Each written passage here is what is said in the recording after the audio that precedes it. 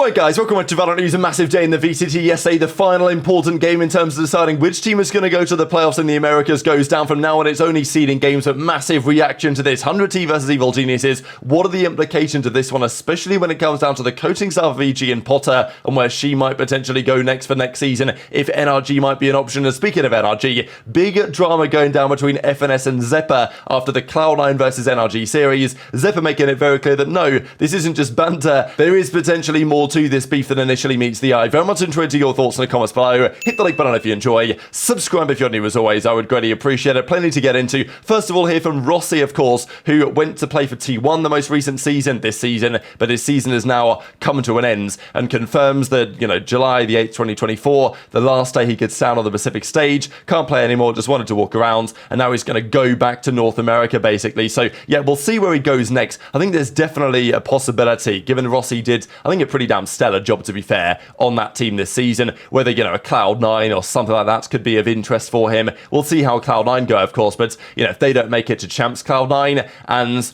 if you're looking at the playoffs right now, the teams that are probably most likely to make it, Leviathan, Sentinels, G2, and then based on championship points, probably 100T are in a good position to do it as well. So Cloud9, if they don't make Champs, which they may well not, they may do, but if they don't, then I think it's worth considering maybe. But wishing the best, of course, for Rossi on his return going forward. Couple of quick things on that Pacific region, though. This is the new Ascension format in the Pacific. They've changed it around because they've got rid of loads of the regions. But this is very controversial because they are seeding groups in to these groups, giving some teams a mega advantage. Like if you're Team C or Team D, you can just win one game in advance. Whereas if you're Team A or Team B, you've got to win, 2 games to advance. So, what's going on there? Especially when some of the seeding for this is done based on what happened last year. So there's been lots of debate on what the hell they're doing with this format, to be honest, and what Riot are actually thinking, because it's not exactly ideal. And, this is then going to be the playoffs bracket. So, yeah, you've got to think that the Ascension format, the way that Riot are dealing with it, has not been best handled. I know there was discussion for many, why don't they do some sort of, Q&A or something, or AMA, just to at least try and answer the question as to why they're making some of the decisions that they are, but it doesn't seem to make too much difference right now. T1 versus Bleed, by the way, this went down. It did end in a 2-1 to T1 at the end. We did see how Bleed won the game to Lotus, but then the Ascent was 13-8 back their way. So, yeah, Bleed still, even though Ye is gone, they are still pretty bad, and they finished the year 1-9. So they're going to have to make some serious changes, of course. If you guys aren't aware now, well, Bleed will go down back to Challengers next season if they don't really perform. But if they perform next year, if they make it to the playoffs or to the World Championship, they will for sure stay in the league. That's the way that Ascension is going to work going forwards. So Bleed still have a year to turn it around, but yeah, a rough year. Their round count wasn't too bad, really, given the fact they lost basically everything this stage, but just not good enough as always. So these are the playoffs. We've got Gen.G RRQ, Secret Talent on the first couple of rounds, starting in a couple of days' time. Paperex and Direx are the teams with the bye. The top 3 make it through to Champions, and then the team that has the most points outside of that makes it to Champions as well, and we'll discuss exactly what that looks like in the Americas in just a second. I do want to mention this real quick because it probably was worthy of discussion yesterday, but when Ethan said pretty much their season is done, as he says, see you next year, no excuses, disappointing AF, and Nafly is like, see you next year. What do you mean? It's July. Well,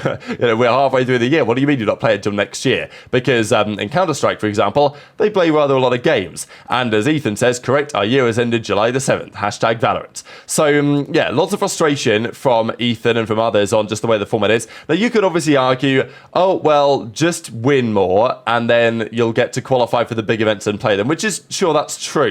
But I do think, you look at the format, and, for a team like NRG, for example, I would just find them real quick in the Americas, they've played 10 games, all year, right? Which really isn't that many, if you think about it. It's really not many at all. From Stage 1, Stage 2, they finished 4-6. They've not made the playoffs, and that's done. That's basically them done. So then what happens, right? You're just chilling for 6 months, making getting paid or whatever. The organizations aren't going to want to do that for no reason at all. So, yeah, I definitely think we need a better format format for next year, right? Because it's not like NRG were deserving of making the big tournaments, but I still feel like the fans deserve to see more action from these teams rather than they play, you know, a couple of games over the period of really what ends up being a couple of months, right? Because it's big breaks for these teams if they're not going to the internationals, and then their season is just done and dusted. But as we get into the Americas, let's talk about this Xeppaa versus FNS situation, right? Because after Xeppaa and the Cloud9 boys got the 2-1 dub against NRG, they brought the comeback, and as he says, team pulled through, played like FNS map 3 and 1. So FNS not happy about this. Now, like, FNS has had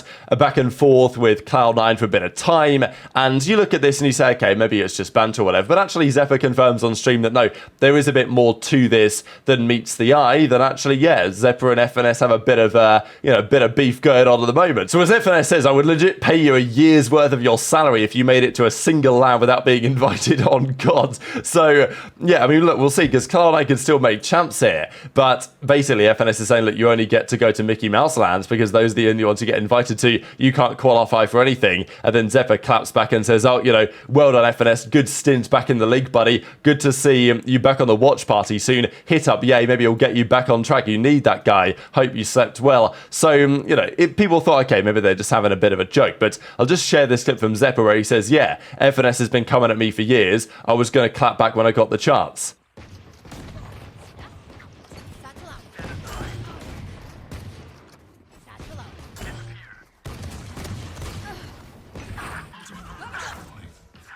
I mean, that's just who he is, bro. FNS has been the same way he's been his whole career, bro.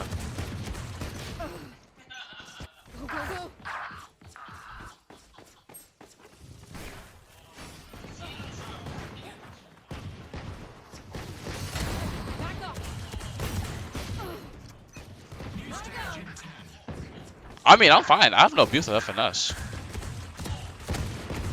But like, of course, I'm gonna talk my shit. Man's been clowning us as a team since the beginning, since he stopped competing. Of course, I'm gonna shit talk. Hold on, bro. This is all but done. Anything can happen. It's over, bro. Let's go, gentlemen. 100 views the playoffs. Oh shit, that was getting scary. It was 9-7 for a second there. I'm not gonna lie.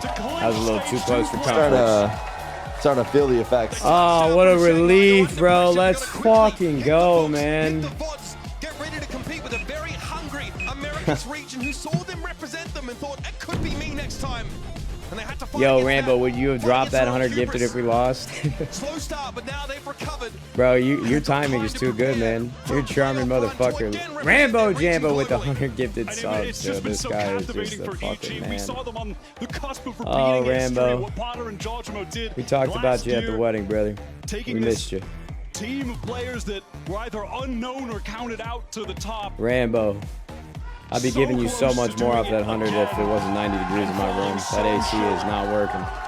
But the other big game, of course, of yesterday was 100T versus Evil Geniuses. This was, of the final games that are going on in the Americas, the one that really determines what is going to happen in terms of who's going to go to the playoffs. The winner went through, the loser goes out effectively. Now it's just for seeding, and I thought the 100T would probably be favoured here, but who knows what EG are cooking at, because while their team might not be the most talented, they're always well prepared and well drilled. But as you guys saw on those clips, 100T got the job done. Their bind was a bit concerning on some level, just because, like, you know, it was a good map for them and they had to win elsewhere than the bind tier in 3 on the Lotus and then on the Ascent. And as EU says, honestly, EU's been like playing really, really well lately. I've been massively impressed. He did tweet this out as well from NRG versus Rise a couple of years ago now. And then obviously this series as well, where EU has a really good series on the Sova and on the Fade. But yeah, GG, 100T take the dub. Evil Geniuses, fair play to them. Like, given the team they had, unfortunately, Derek, and Superman as well, who tends to play well in situations like this, of course, like former 100T players as well, so there was a bit of a revenge story going on here as well. They just didn't have much help, really. Jorgamo got jet diffed hard, certainly on the Game 3 Ascent, by Cryo, who just decided to, all right, we've got to qualify for the playoffs. Let me lock in, and I got it covered. So just dominant performance from Cryo. Apoth and Jorgamo just didn't really have anything left in the tank on the Game 3, and that was the crucial one. 13-10 Game 1. They lost the bind, though, 100T on their pick 13-10. It's a bit concerning there, but then they bounce back and win the series. A fair play. 100T, there was a time a couple of weeks ago when all the Nade Shot Boostio drama was going down, Xelsis was getting involved. It looked pretty sketchy for whether this 100T team would have enough to really deliver good results from now to the end of the year. Turns out, though, it's okay, and they're able to get through to the playoffs regardless, as Boostio says, 2-1 AG, thank God I left that org. So absolute classic stuff, and Boostio leaves the organization, beats them in the playoffs, makes it to the the playoffs as a result, beats them in the regular season, therefore makes it to the playoffs. EG Nature, frustrated about it, as he says, better quarter one, congrats. Obviously Nature had his time briefly in that team before they got Boostio, even right at the start of this year, and yeah, tough for EG because they had their opportunities, but it just wasn't quite to be at the end of the day. So this is how things now look in the Americas. 100T at 5-4, they've made it. EG at 4-5, they've not made it. Basically, regardless of what happens now, it's going to be these 6 teams that qualify and these 5 teams that don't qualify for the playoffs. Now what matters is the seeding. So there's Cloud9 versus Crew still to play, Liv versus Furia, Loud 100T, Sen G2. The most important game of those seeding is quite important, obviously, because if you're a top 2 seed going into the playoffs, as we saw in the Pacific, you get a nice little bye into that second round, right? I mean, actually, this is the Americas, but let me just find it again real quick for you guys. Here we go. PaperX, DRX as the top seeds. They get that nice bye into the second round of the playoffs where they've just got to win 1 game to qualify. So